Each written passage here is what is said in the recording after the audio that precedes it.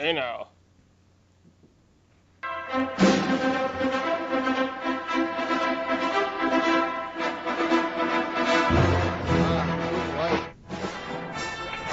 a football on it too.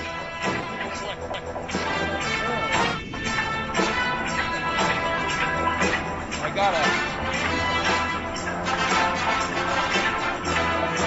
Can't get my phone activation. Hello, everybody. Welcome to Week 5, a big pick for the NFL handicapping show, where the sports picking gurus, Big Danny D and Big Boo-Roo the Drunken B, who is absent on a long hangover, missed work today, missed the show, probably blacked out, probably didn't even sleep in his bed, probably woke up somewhere between the grog and his house. Park bench. Oh yeah, park bench. Certainly wasn't a lady's bed or anything like that. No, that's not in. That's not in the realm of possibilities. Unless it's the Ether Bunny or someone like that. You found a nice place in the ground, or in Yeah. the street. So, ladies and gentlemen, this is the show where we will give you the best 4 picks for NFL Sunday games. The overall, we're at 7-9 overall. We were a losing record last week and went 500, so we've failed to grasp the concept that if you don't go greater than 500, you'll still remain with a losing record. What the hell is up with the Big D, who had a winning season last year? I don't know. Atlanta, Matt Ryan going into that game was 34-5 at home before that matchup, and it was a 1-point spread. You think they would have been able to cover that? It was unbelievable. He had the second most wins ever for any quarterback in his first 40 home starts. The Patriots are undefeated, though. I mean, they were 3-0 going into that game. I understand, but Atlanta's the home team. They're quite frankly probably a better team, and that home record is something that you can't ignore. A guy's 34-5 at home. I mean, that's unbelievable. What was Vic's record when he was in Atlanta? I don't know. Record of what? Wins at home or the dogfight? No, the dogfighting. What was the spreads on those dogfights? The Browns are surprising everyone, so we've gotten off the train where we just bet against the Browns relentlessly. We've kind of gotten off that train, but it was a good call going against the Giants. It was a good call picking a huge spread against the Eagles with the Broncos. So, but we need that third win. We need that third win to pull it out. Yeah. I mean, you got. That Cincinnati game was terrible. That team just, I don't know, that was all about what they were trying to accomplish in Cleveland. That was awful. But the Atlanta one was one that really gets me, that they just played so poorly in that game. What's the outlook on Atlanta going forward? Are we not confident with the Matt Ryan there? I don't know what's going to happen with them. It's tough. New Orleans won again. So they're 3 games back in the division already, and New Orleans beat them once already. So it's almost like 4 games back. That's right. New Orleans has a divisional win already. Yeah, they already beat them. And New Orleans actually already took care of Tampa also. So that's going to be tough for them. And 1-3 is not good. Their coach, he better get his act together, or otherwise he's going to be gone at the end of the season. They were doing the breakdown with Sluggo, Jim Gruden, and saying, we always break the seasons into quarters, and if you're 3-1 and you've won a division game, I mean that's a successful quarter, right? Yeah, definitely. But the Saints were 4-0 and they won 2 division games. That's like a double A, plus. I mean, it's like a best case scenario. Yeah, right? And you can't beat that. I mean, where they're at right now. But Atlanta had a chance at the end to tie it, but it was kind of ridiculous. I mean, they're just scrambling around, and that usually doesn't work. But that's the one I'm disappointed in. The Cincinnati Cleveland one, I kind of understand that's a division game, and I don't know what the hell's going on in Cincinnati, and I don't know what's going on in Cleveland either, since they won again yesterday. What that's all about. That was like tied going into the fourth quarter. Yeah. And then they ended up winning by, what, more than a touchdown, right? 10. They won 37-24. Or, I'm sorry, 13. Their punt returner set a record for most punt return yards by a Brown in one game. And Bernie Kosar got pulled over for a DUI, and he said he couldn't do the sobriety test because his line couldn't block. You know what? He is hilarious. They show all the preseason games on NFL Network, and they show replays of some of them. And if you ever listen to a Cleveland broadcast, it's unbelievable. A few years ago, I put it on a game, and there was this drunk guy talking. I was like, what the hell is he talking about? Who is this guy? And it was Bernie Kosar. He didn't understand a word he was saying. That's like the Joe Namath sideline kiss of the female reporter. I want to kiss you. Oh, the director was the jerk on that one. He wouldn't get away from it. He kept going back to him. That poor woman was stuck there at this beach trying to, give me a kiss. That was well, and that's why Bradshaw is such a genius, because you can tell he's on that fence. He could go either way. He could go to crazy zone or, reality zone on any given day. Yeah. But he hasn't totally fallen off the fence. Well, unfortunately, they keep him in the studio. So, because they used to have some weather girl on Fox, but they got rid of her. I guess maybe he harassed her too much or something. I don't know. Oh, that's right. The sexy weather girl. Yeah, and then they got rid of her because he would always say something at the end of every weather report. He would say something to her. So I think they cut that out because of him. And what was the comment Jimmy Johnson made last week or the week before about Terry? They said, tell us, what surprises you. And he said something like that Terry Bradshaw's 4 wives divorced him or something. Something like that. Something about making money. He's been married so many times. And I don't think Terry liked that too much. And she was not happy about that one. It was great. That's why I like that show. Those guys. I couldn't believe it. I couldn't believe he said that. Yeah. Yeah, that was funny. He apologized though. Later. Did he? Yeah. He's like, I don't mean. I'm sorry, Terry. Trying to laugh it off. Maybe they fought after the show. That would have been funny. So, ladies and gentlemen, we will now start with the week 5 badge of the week. This week it's Mike Tomlin. The Steelers are 0-4, and this guy says the same thing every time they lose. He puts on the same angry face and gives the same angry speech every time. He bangs the podium. He says, we're going to do better. We're going to do this. We're going to do that. We're going to play better. We're going to go back to fundamentals, blah, blah, blah, blah, blah. He says the same thing every time. He looks like he wants to cry and, throw something at the reporters. It's unbelievable. On the other hand, you see Tom Coughlin, who is also 0-4, but he totally threw his team under the bus, saying their effort's bad. I don't understand what we're doing. We're not organized, and we got to do everything better, which is what you're supposed to say. Instead, this guy just sits there and cries and complains and says the same thing every time they lose. He's almost as bad as Andy Reid used to say the same thing every time he lost. But it's really incredible. But anyway, he's the award winner this week. There are a lot of good candidates out there. Eli Manning was a candidate. What do you call it? The Cincinnati Bengals were a candidate. But I decided to go with Mike Tomlin, who just pissed and moaned after that last game in London. What's the dysfunction, the major malfunction with the Giants this year?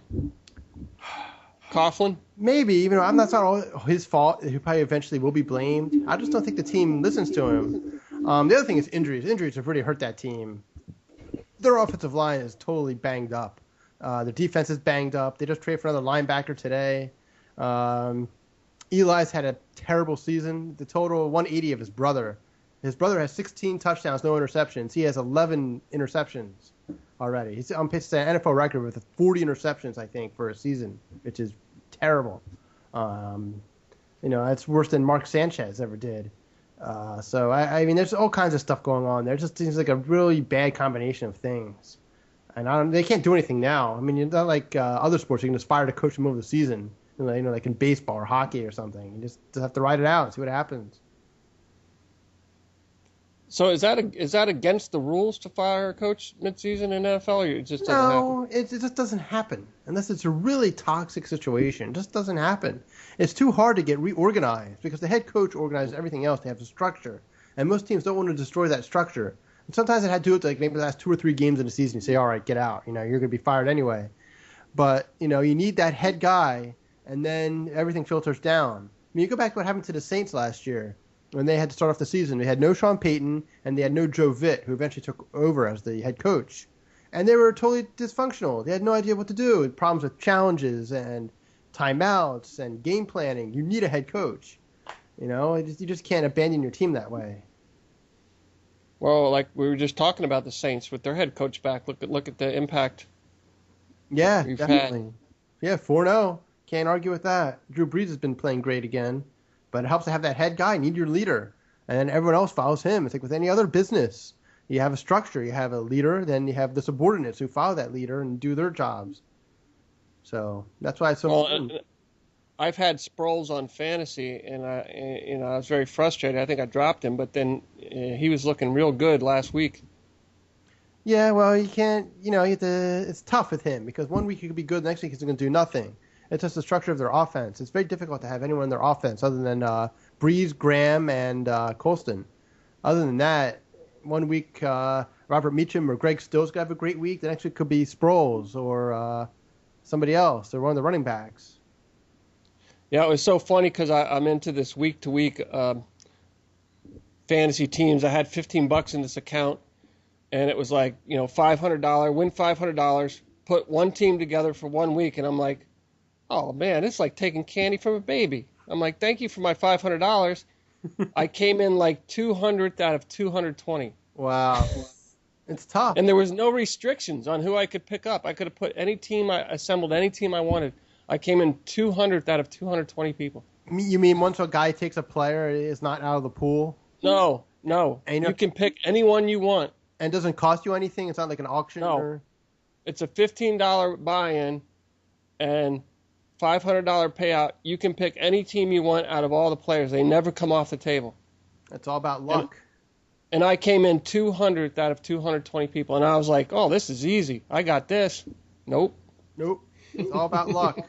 I mean, it really comes down to, the kickers and defense, stuff like that can really make or break you. I'm sure it might have been a small differential, too, between first and 200. It might have been 10 points.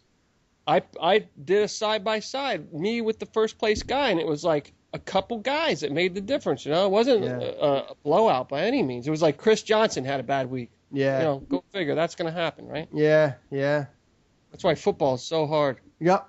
Yes, it is. Definitely. I'm 1-3. You're 0-4. What are you talking about? Yeah. Here we go. I'm talking about my fantasy team. Oh. Yeah, no, I know. I'm 0-4. I'm wearing the collar, the golden sombrero. I thought we were going to have another controversial season where it was like, no. I wasn't 0-4. Oh, yeah. Oh, yeah, you changed the line in Oakland, and that cost us.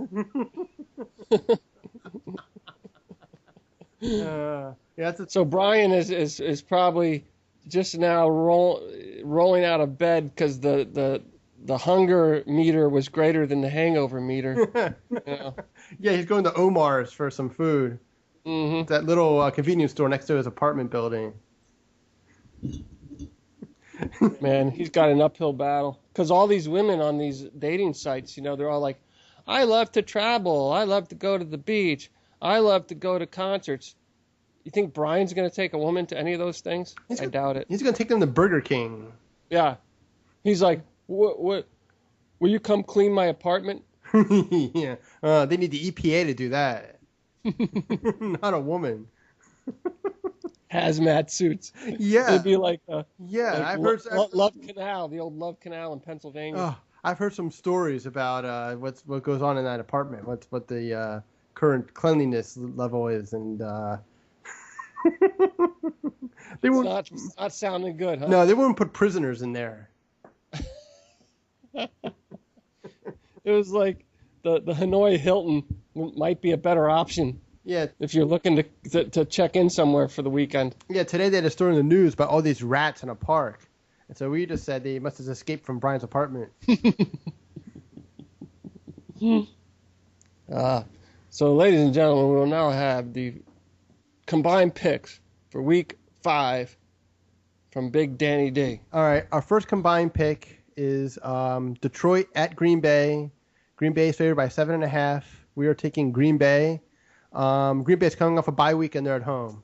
Detroit's coming off a very emotional victory over Chicago, in which they played better in that game than they've played in any game probably in about 3 years. Their defense played well in that game, which is a rarity for them. Green Bay's had plenty of time to prepare. I don't remember who they played their first home game, but I remember they blew them out, and it was pretty easy. I believe that Green Bay should be able to cover this. As I said, they're coming off a bye, and they're at home, which gives them 2 advantages. The players should be rested. They're going to have Eddie Lacy back. Hopefully they can figure out a couple of their defensive problems.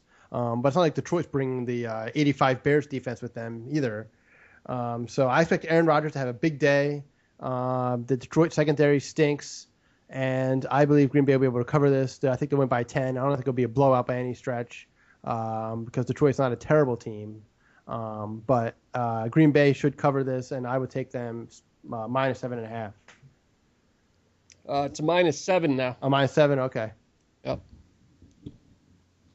Well, the line opened at a -7, and we're back at a -7. It's pretty consistent there, 7.5. So okay. Yep. Then take them at -7 then.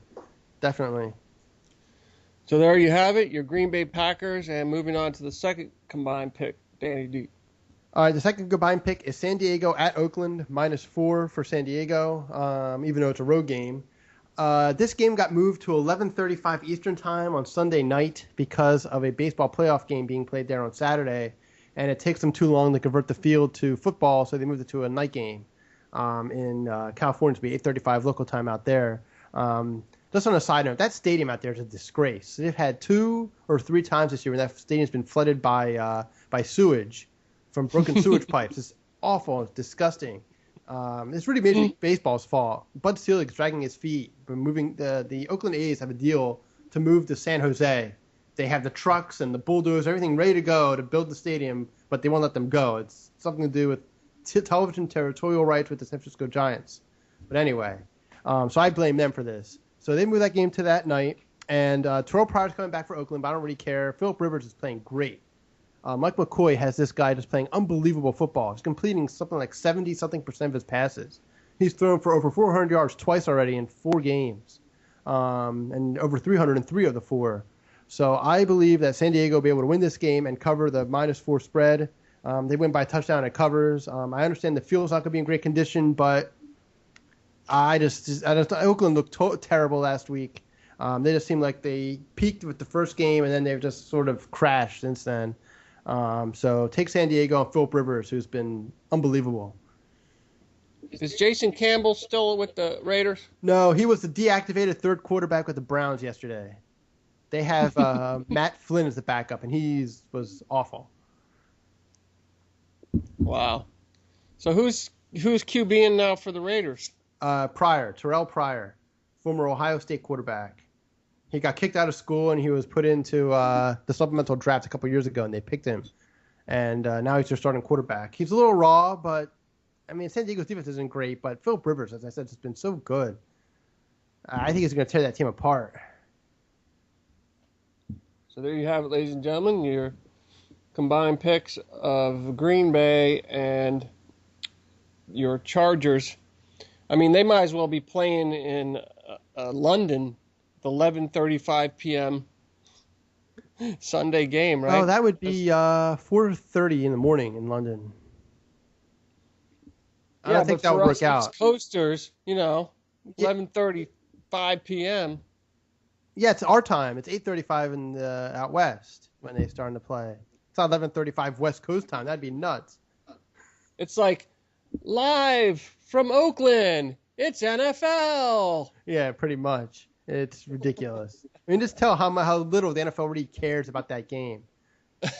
I mean, they don't care. I mean, otherwise, they'll let them play it on Monday. Have like a local game on Monday, opposite Monday Night Football. They could have started the game at 10 o'clock at night for the local fans out there. I mean, the Monday night game's terrible anyway. It's the Jets at Atlanta, so it's not like that's a big numbers getter. But I don't know. No, Whatever. Rex Ryan's going to bury another football and carry the Jets into the playoffs. I'm telling you. Yeah, You wait. he needs to bury that football he's hiding under his shirt. So there you have it. And now, ladies and gentlemen, a word from our sponsor. For the finest of microbrew beers, try Trogs. Specialty beers brewed in small batches in Harrisburg, Pennsylvania. Hopback, Troganator, and our most popular beer, Pale Ale. Trogs. Try one today.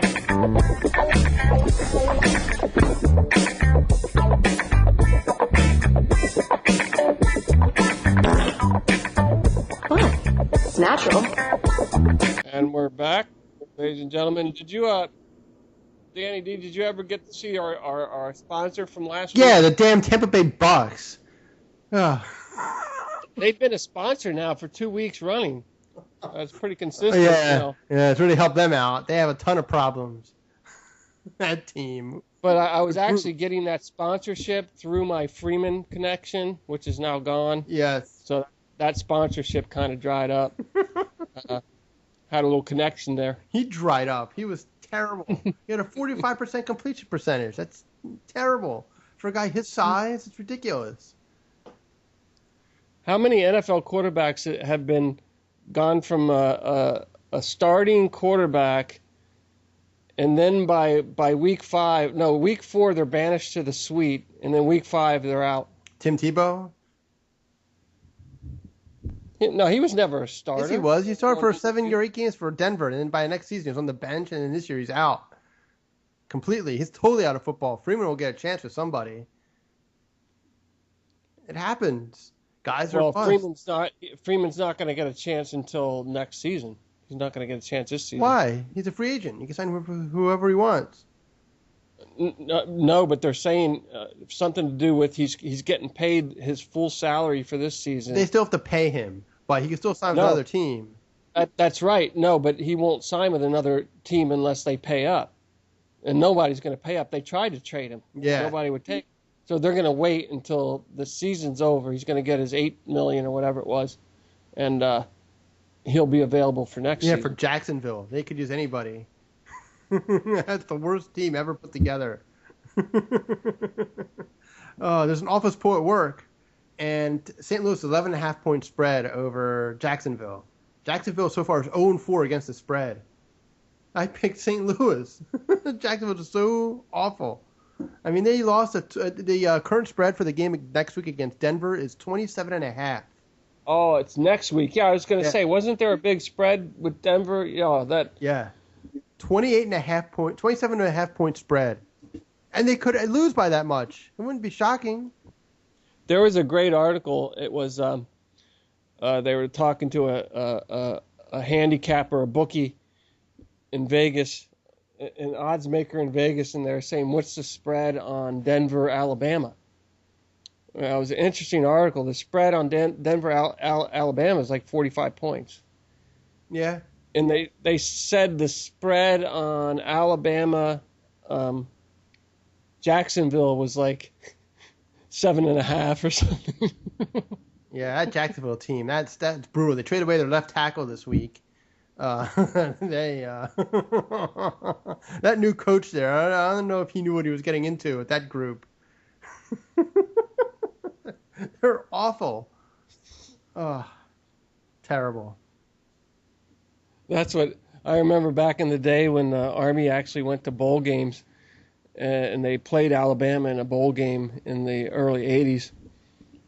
And the players were saying that, the Alabama players were, they had the little meet and greet the night before the bowl game, and the Alabama player looks at the Army player and he's like, We're talking to y'all now, but tomorrow we're going to kick your ass. You realize that? And of course they did. That's a long time ago. When was the last time Army made a bowl game? 1986? Cherry Bowl. No, earlier than that. Yeah. No, it was probably like 84, 85. Yeah, they made a Cherry Bowl and a Peach Bowl. When I was at Army, we went to a John Hancock Bowl. Yeah, I don't know what they're doing now. What the hell is a Cherry Bowl? There was a Cherry Bowl. Really? I don't know what it was. Yeah. Yeah. Who thought that was a good idea? Sponsored by Penthouse. Penthouse Cherry Bowl. Well, I'm glad you went that direction. I could have gone a lot of other bad directions, so I'm glad you. It could have been worse. So we will now have the first guaranteed pick, being the big Danny D guarantee. All right. Let's have it. The Big D guarantee. We're riding the love train this week. Denver 7.5 at Dallas. Denver's just rolling. That team is really good. Yes.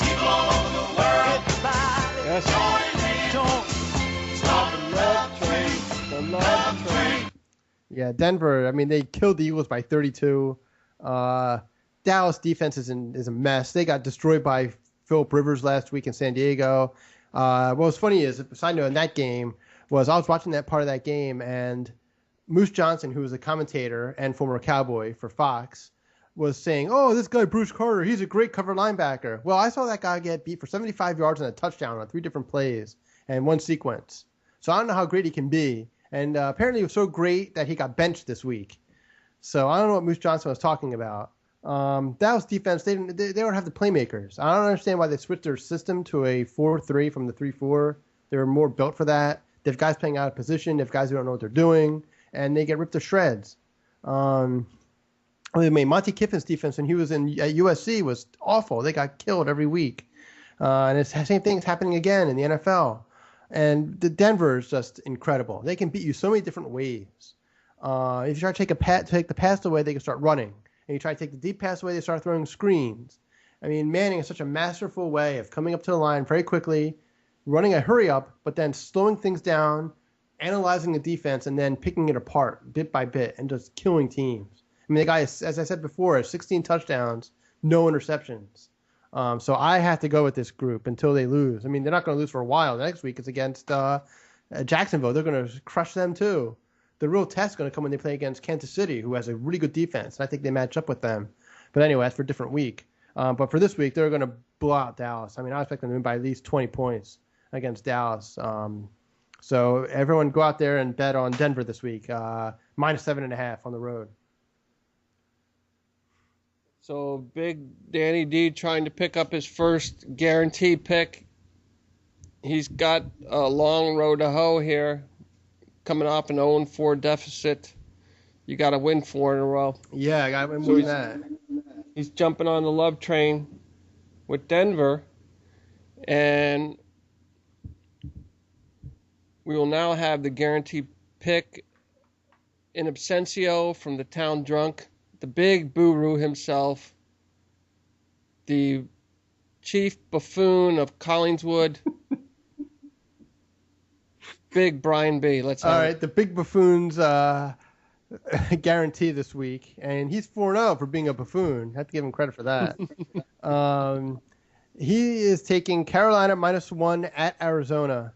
I don't know the logic behind this at all. This is a cross-country trek for Carolina, but they are coming off their bye week. Ken Newton helped them destroy the Giants 38-0 last time out. This is going to be a tough game for Carolina, just because Arizona's a good defense, but Arizona's offense isn't great.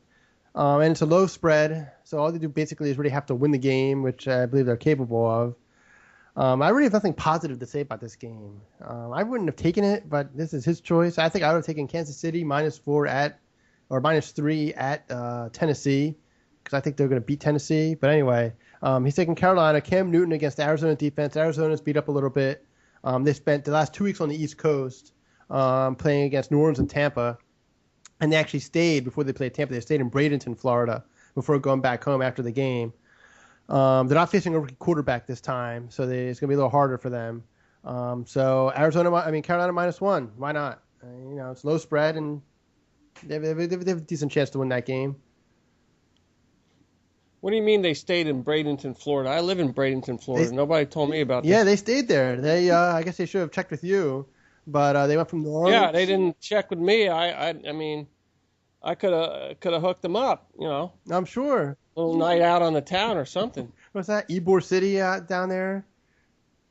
No, we would have gone over there and watched the the Pittsburgh Pirates minor league team. Oh, I see. I think their season's over. What do they call it? There's another name for them. I forget what they're called. You want to go see your Rays? Wait, but the Rays weren't playing here, Dan. They were on the road. Oh, I see. They weren't in the lopsided dome, from the 1970s. They built that thing in the 80s. Oh, the 80s. I'm sorry. The Trop. Yeah, I remember. The big venue. That was a good idea. They originally built that place because they were trying to lure the San Francisco Giants from San Francisco to St. Pete, and they had a couple of Phillies, Larry Bow and Von Hayes, to go over there to hit some balls, just to see how it worked, what the roof was like and how the ball carried and stuff like that before it opened. But yeah, they stayed in Bradenton from New Orleans, so they didn't have to fly back and forth across country so many times, and they won the game against Tampa. Who had another terrible effort, only scoring 10 points. But Carolina gave them some problems. Cam Newton run around and maybe cause some problems. So we'll see. Should be an interesting game. Well, that's the thing about Florida. You can't throw a stone without hitting a baseball field or a football field. So if you want to hang out here and train up for baseball or football, this is the place to do it. Yep, well, that's what they did. That's what they did. Mm-hmm. I was trying to. The Rays are trying to get out of that damn lease on that the Trop, but it's not working out. I think they're going to work out a deal. I think it's one of the two things Bud Selig wants to do before he leaves office in 2015 is help Oakland move to San Jose and help Tampa get their stadium situation figured out. Because they want to stay there. They just want a different location. If supposedly the location of that stadium is terrible, move nowhere. And they want to move to the other side where it's more of a central location for Tampa and St. Pete. So you get people from everywhere who can meet at that one place.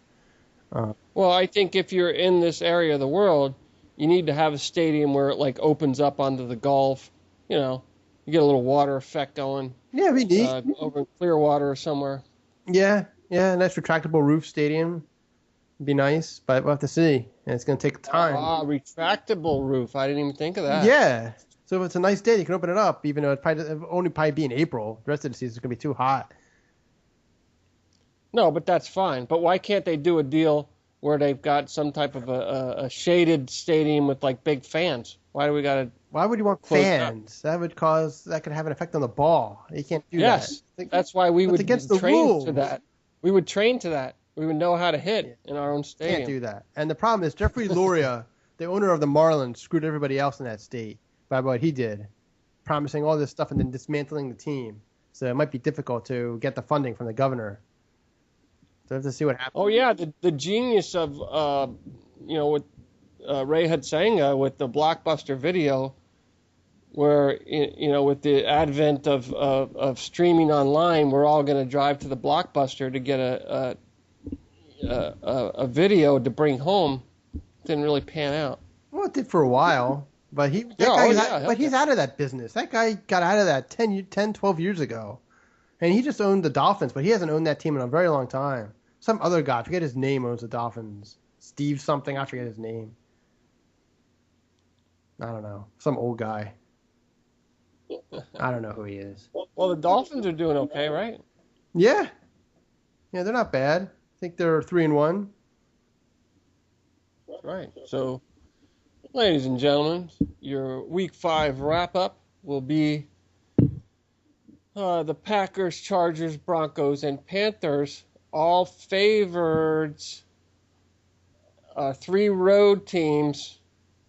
Any comments on the overall strategy for Week 5, Danny D? Well, I can't explain the Carolina one, but the other ones, I'm going with quarterback play with the Broncos and the Chargers. Manning's better than Romo, and Philip Rivers played really well, and he's going to play against a crappy Raiders team.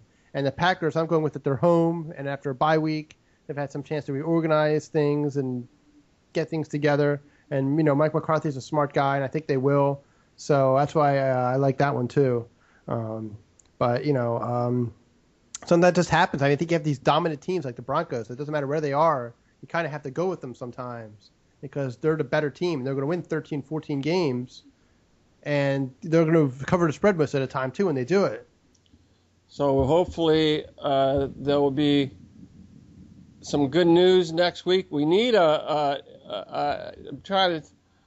mean, if you do the math, if you go 0-4, you kind of need a 4-0 to get back to base. So that's what we need. Yep, they're shooting for a 4-0.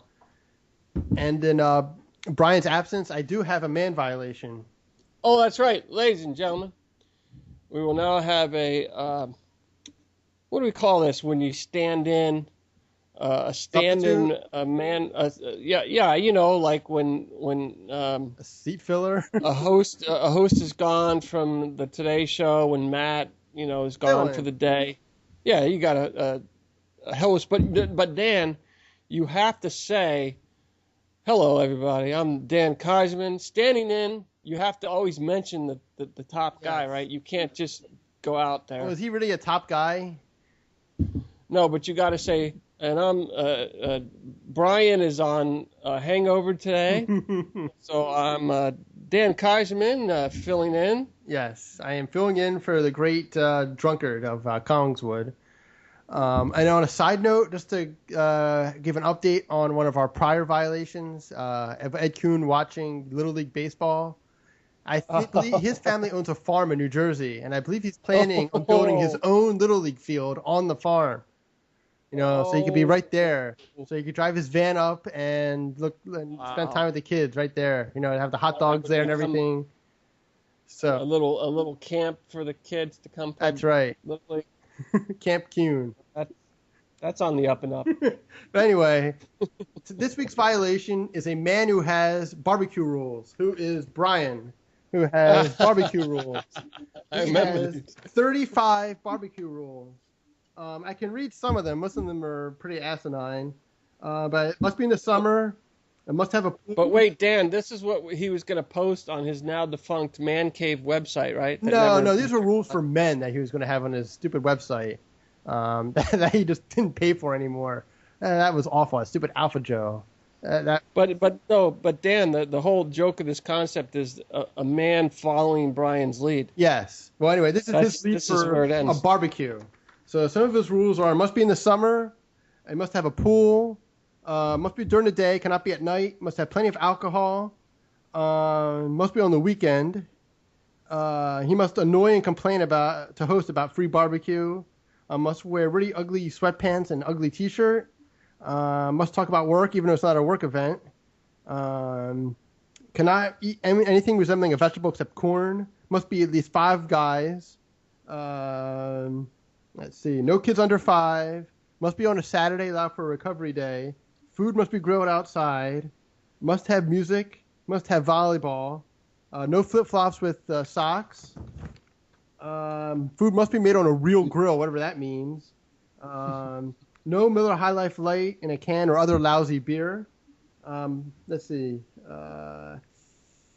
Must start after... Miller High Life Light is the champagne of beers. So he doesn't like it. Must start after 2. Must have more than 1 meat. And then some other stuff that he's just done at these barbecues, like argue with the host, drink too much, some other stuff. But he has 35 different rules for barbecues. That's a violation to have rules for a barbecue. You just show up and you have a good time. This is ridiculous. This coming from the man who has never hosted a single barbecue in his entire life.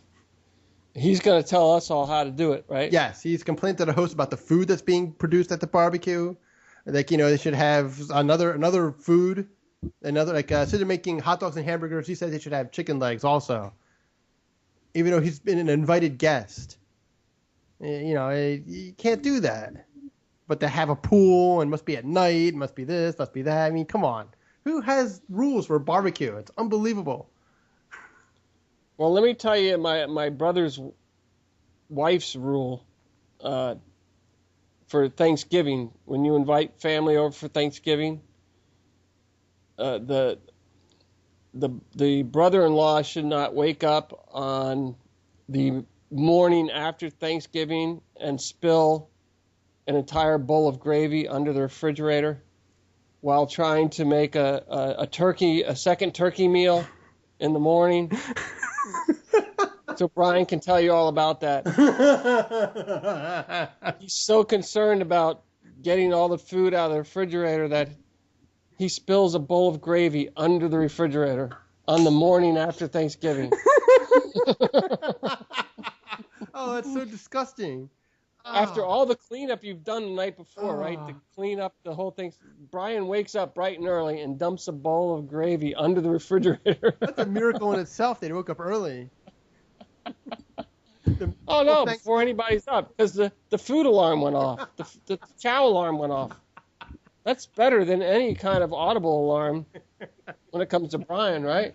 I guess like a bear. You know, they know when it's time to wake up from hibernation. Oh, and this he didn't do this in his house to his wife. He did it in my brother's house to him and his wife, right? This wasn't like he didn't inconvenience himself. So you not only have a mess to clean, you've got to move the refrigerator out to clean up the gravy. Did he clean it up himself? Hell no. He didn't clean it up himself. Not capable of that.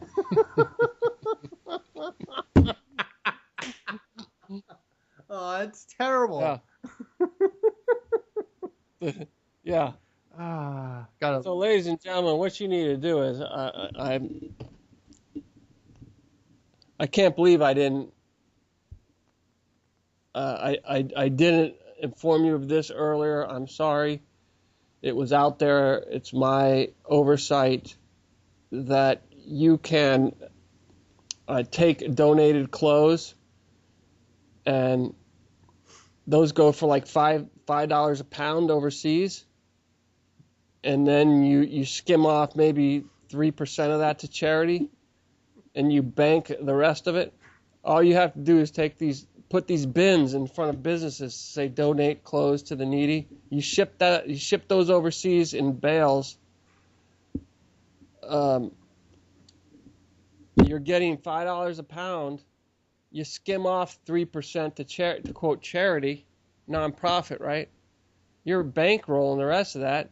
You have hokey 800 numbers, websites that go up and down. Nobody knows who you are, how to get in contact with you. I mean, this is genius, folks. You could take this money and bet it on the Big Pick 4 picks so that you can always score with Big Pick 4. With Big Pick 4. Yes, sir. Good show. That's the way we do it. That's right. Stupid guru.